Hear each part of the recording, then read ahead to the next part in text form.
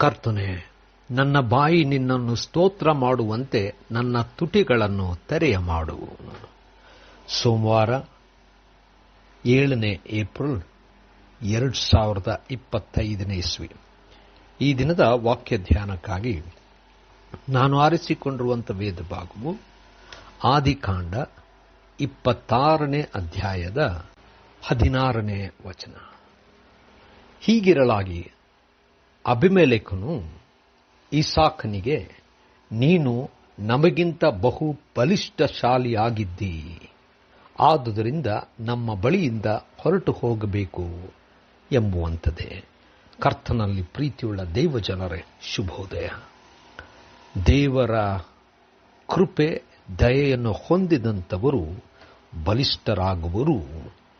ಅದು ಅನೇಕರಿಗೆ ಸಮಸ್ಯೆಯಾಗುವುದು. ಕರ್ತನ ನಾಮಕ್ಕೆ ಸ್ತೋತ್ರ ಉಂಟಾಗಲಿ. ಕರ್ತನಲ್ಲಿ ಪ್ರಿಯರೇ, ಈ ವಾಕ್ಯ ಧ್ಯಾನ ಮಾಡೋಣ. ಈ ದಿನದ ವಾಕ್ಯ ಧ್ಯಾನದ ಶೀರ್ಷಿಕೆ ನಮ್ಮಿಂದ ಹೊರಟು ಹೋಗು.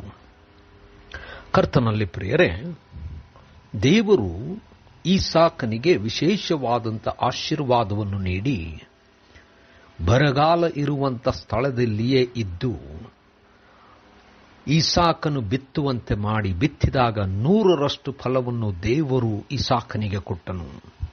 ಹೀಗೆ ಇಸಾಕನು ಬಹಳಷ್ಟು ಬಲಿಷ್ಠನಾಗಿ ಬೆಳೆದನು.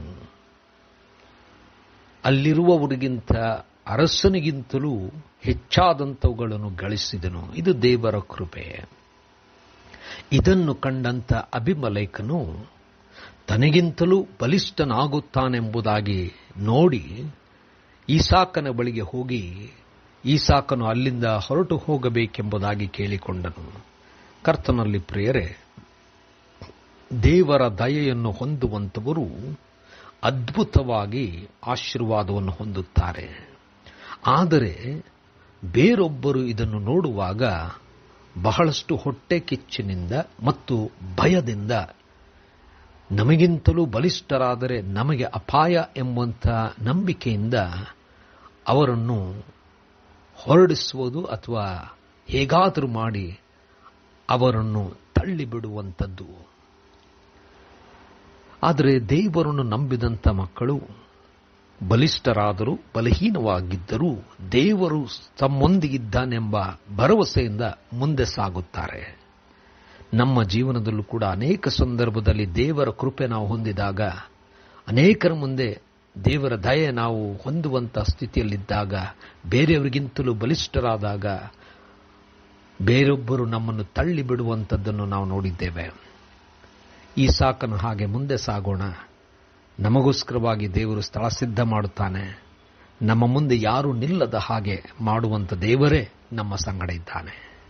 ಕರ್ತನೇ, ದಯಮಯ ಸ್ವಾಮಿ, ಕೃಪೆಯಿಂದ ನಮ್ಮನ್ನು ನಡೆಸು. ಮಹಿಮೆ ನಿನಗಾಗಲಿ. ಯೇಸುವಿನ ನಾಮದಲ್ಲಿ ಪ್ರಾರ್ಥನೆ ಬೇಡಿದೆ ತಂದೆಯೇ, ಆಮೆನ್.